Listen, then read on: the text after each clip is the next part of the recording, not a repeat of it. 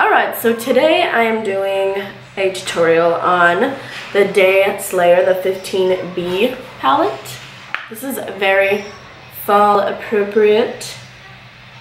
I'm gonna fast forward this video and just play music just because my daughter was in the room the whole time and you can hear, you know, her listening to YouTube videos. So I didn't fix my hair or anything. I'm gonna literally just clean after this. But do you ever just feel like, I felt so like blah. I was like, I need to just sit down and do my makeup. Like that is so relaxing to me. If you love doing makeup, try that. If you're just feeling like gross, I don't know, I just felt bad about myself, so I'm like, I'm gonna put some makeup on. So yeah, if you want to see how to get this look, then just keep watching.